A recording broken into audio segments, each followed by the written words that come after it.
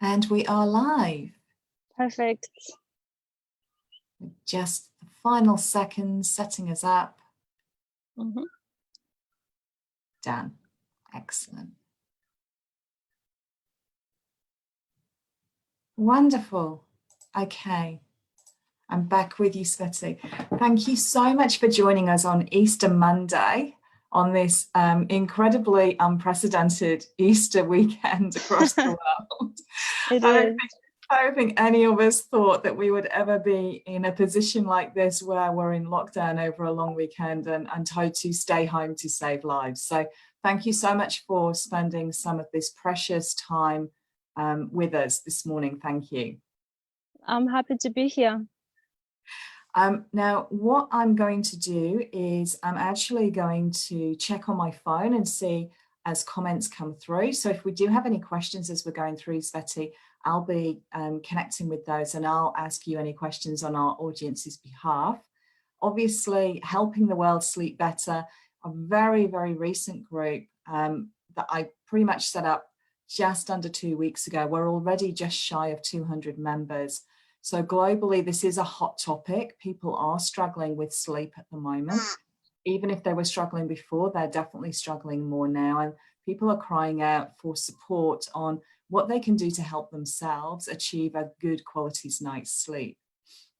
And I would love to introduce Sveti before we go any further. And apologies that I'm reading this, but it's just such a beautiful biography. I want to do you justice, Sveti, to introduce you properly. So Sveti Williams is a sleep technologist and coach, international award winner, author, and official delegate of World Sleep Day, member of Australasian Sleep Association. She's a leading sleep advocate who helps patients to target sleep disruptors and replace them with sleep-enhancing behaviours. Who doesn't want that at the moment? Sveti is working in the Princess Alexandra Hospital in Australia, in a sleep disorder centre I'm going to hopefully say this correctly, as a polysomnographer. Yes. Assisting and diagnosing patients with a variety of sleep and breathing disorders. Outside of the hospital, Sveti is also a kinesiologist, counsellor, and a complementary alternative medical practitioner.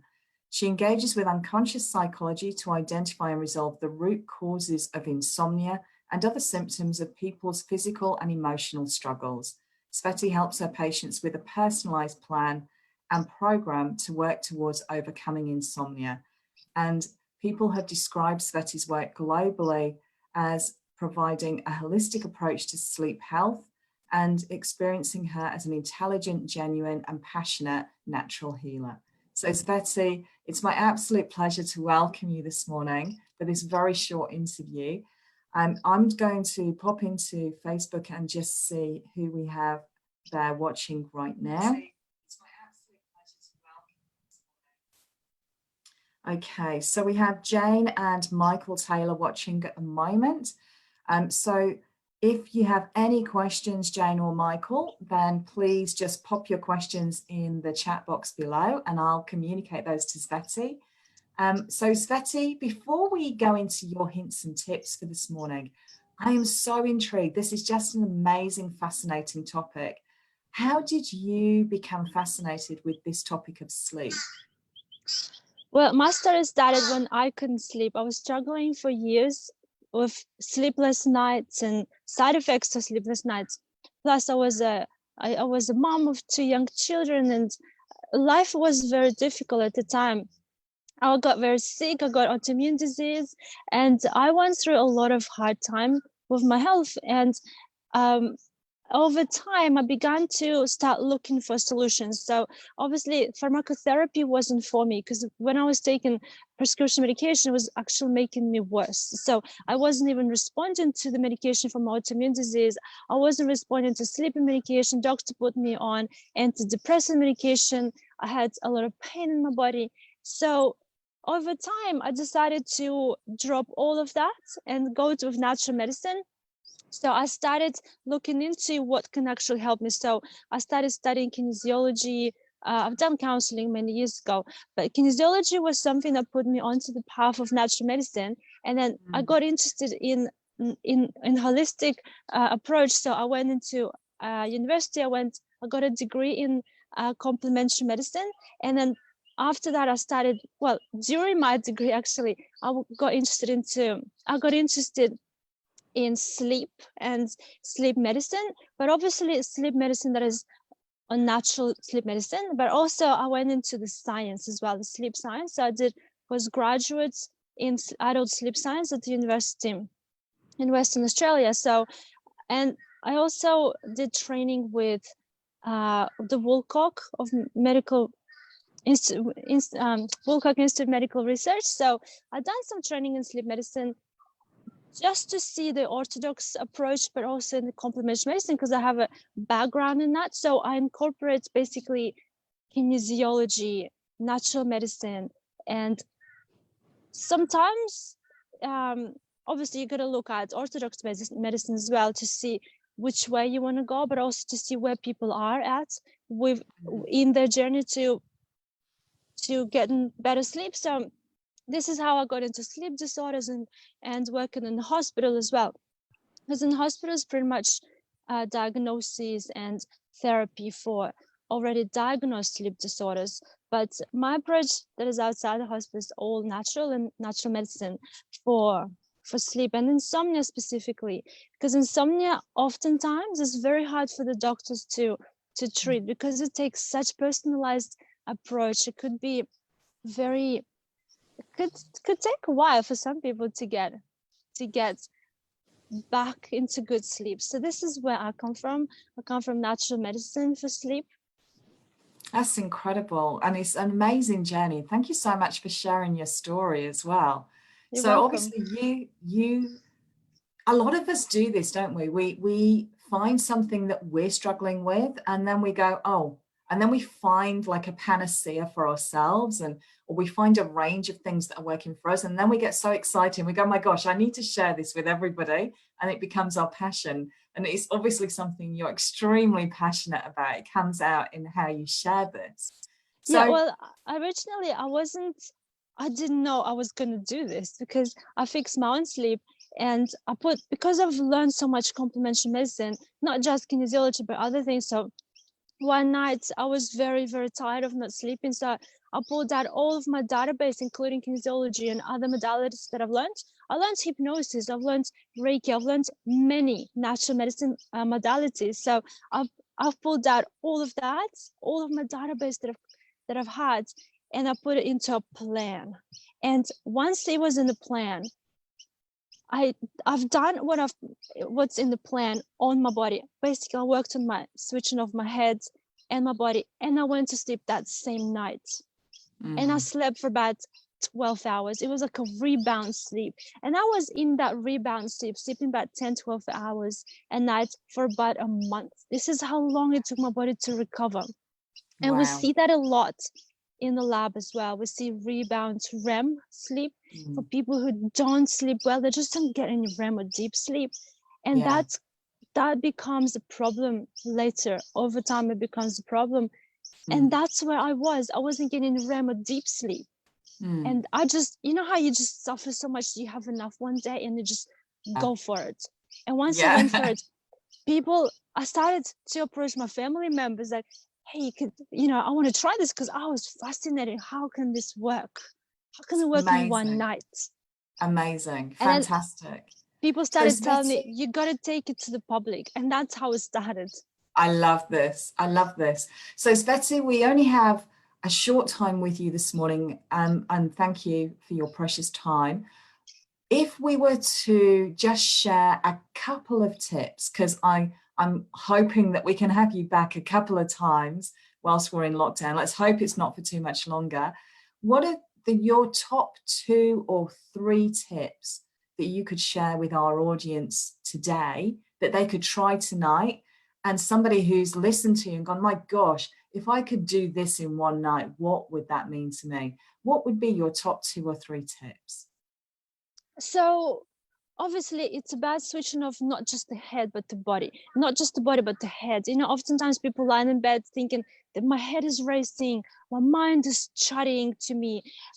Or people say my head is ready, but my body's just twitching. My body's just like not ready to sleep. See, the key is you got to switch off both. You got to really go for both. However, the tips that I can give you, just a very small tips that you can do today. You see, have a hot shower. No matter how hot it is, just have a hot shower, because warming things at night would put you into that parasympathetic dominance. Because oftentimes we're in so much stress, our body doesn't switch off from sympathetic nervous system dominance to parasympathetic, basically that relaxation response, that, you know, I want to relax kind of. You got to make your body mellow, whatever that takes. Either it's a hot shower, and then you have hot cup of tea afterwards, hot bath. But you see, in between hot bath and bed, you got to allow yourself an hour, half an hour, just depending on the person, depending also on the dosha type, because I also studied Ayurvedic medicine. So you got to understand your body, and you got to just go with what works for me. Is a hot shower straight before bed? Is a hot shower an hour before bed? So I just cool down. So you just take that time, turn the lights off, have this just small little light, a little candle, and have that warm cup of tea, warming something that makes you feel cozy. Okay, so if it's too hot, just sit on the grass outside. At night, it wouldn't be so hot. You sit on the grass and sip your cup of tea very slowly. Don't drink too much. Obviously, you'll be up to go to the bathroom. But if you drink a little bit, it's the ritual. You gotta get into the ritual. You see, we go fast these days. Even during coronavirus, people either get lazy or they get active, right? Because they're like, oh my God, I got all this time, I could do something. Or people like, I don't care about anything, I'm just lying on the couch all day. But whatever you do, you're still gonna indulge yourself into that ritual. So hot shower, warm cup of tea before bed. Avoid sugar tonight. Just avoid it. Avoid caffeine. From now on, don't have any caffeine. You just avoid stimulants and introduce a lot of those relaxants, things that relax you. And just a lot of people just stuck home with each other these days. So make sure environment at home is friendly. Environment at home is beautiful. It's comfortable. So you're not shouting at your children. You're not fighting with your partner. You're not yelling at your dog and cat, and you're not fighting with your neighbors. Just that calming lifestyle. Also, another tip I really, really like: switch after the sun is down. Switch to the slow motion mode. What does that mean? So you see, like, we go during the day really fast. We have a pace. We all have our pace during the day because they're gonna get things done. If you have children, you go faster. Or if you gotta go to work or from work, some people are still working. You've really gotta just give your brain cues. It's all about tricking the brain. Either you do it in the way that you know how to do it, or you do it basically you're just guessing what you're doing, but it's working, right? So you're just gonna get into the slow motion mode. Okay. So notice what you're doing during the day and how fast you go, and your breathing is fast, your heart rate is fast. Just get into that, calm it down a little, right? You just take it slower. If you walk fast, walk a little bit slow. You still do things, you still get things done, but you do them a little bit slower. Okay. And you basically turn the lights down, calm the house, calm the environment in the house, calm the people around. Just tell the kids, slow down. You tell your partner, can we just slow down? Can we just slow down and do something that's not so fast? So I find that really kind of gets the nervous system relaxed, but also look out for the bright lights, because when you look at the biology of melatonin production, you gotta get that melatonin started like 9 p.m. Like it just, if you're in the cycle, in your right cycle of the environment, your melatonin probably will kick in about 9 p.m. Okay. So it could be earlier, it could be 8 p.m. So it takes about an hour for that melatonin to get through the body, to get you sleepy and things like that. So you gotta work with it. Turn the lights out. Have the small little lights, preferably warm lights in the house, and get out of the habit of watching TV. Even create the distance between you and TV. Okay. That distance still does play a role in how much blue light goes straight into your optic nerve and straight into the brain and stops the melatonin production. You gotta, don't just do things to sleep. Stop doing things that prevent you from sleeping. Then you have to do less, right? Perfect. So do and don't do things, right? So you gotta work together. You gotta have the balance between the two. So Sveti, if I summarize those tips, gosh, there's so many there, but basically what we're doing is we don't have any questions, but we have a lot of people watching us.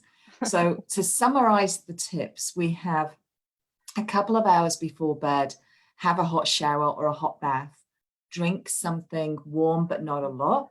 If it's too hot, go outside and sit in your garden whilst you're having this hot drink. Anything that slows you down and makes you feel warm and cozy, anything that's introducing this parasympathetic environment response. And then 8, 9 p.m., turn all the lights down. Turn all the lights down, allow the melatonin to start running through the body and allowing yourself to introduce natural sleep. And then ensure that you've got no big lights on. So all of the things to stop doing. Turn the big lights off. Have warm little lights in the corner of the room and slow your pace down. Everything you were doing during the day, be really conscious and slow everything down, whether it be how you walk, how you talk, how you eat, how your heartbeat's feeling, slow everything down. That's amazing. Thank you so much, Sveti. You're welcome. Just maybe have a bath or shower before, like an hour before. But go to the garden, go ground yourself. No matter how hot it is, either it's hot or cold, still do it. Stand on the grass and get those positive ions out of your body into the grass, into the dirt. So you can get those negative ions flowing through the body. It makes a difference. It really does. It's fantastic. Sveti, I'm just going to ask our audience if they've got any questions on any of those amazing tips that you've just shared. If there are any questions, we've got Jane with us, Chrissy, Barry, Alistair, Andrea. If there's any questions that you have right now for Sveti, if you want to pop them in, and obviously if you're watching this afterwards, just pop in #replay and tag Sveti and myself. And Sveti, I am sure, would come along and answer those questions around the tips she's just given to us. Sveti, I don't have any questions coming through right now. If there was one thing, just one thing that you would say, okay, if you weren't doing this before, do this one thing tonight. And that is something that if you can just choose one, out of all of those tips, what would be your number one choice to go to? I would say 2, but I'm going to put them into one. This is my favorite, and this is that I would never skip on this, never ever, no matter where I am, even if I'm in the bush. I would always have a warm shower and warm cup of tea. That's just something my kids wouldn't go to bed without. I wouldn't go to bed without. Warm shower, warm cup of tea, always. Fantastic. Even when you're out in the bush? I don't care where I am, I'd find a cup of tea and a hot and warm shower. Excellent. I love that. Hot shower. Yeah. I love that. Sveti, we don't have any questions from anybody here. So it's just my opportunity to say thank you so much for spending this time with us again. Thank you so much for your time and providing this beautiful background behind you with trees and blue sky. It's just beautiful. I just thought I'd go with the nighttime theme. That's nice too. That's nice. Thank you so much for your time today, and I look forward to talking to you more. There is so much that I want to ask you, but I'm just really conscious of your time. So thank you so much. Anytime, I'm happy to. Thank you for having me. Thank you very much. Bye.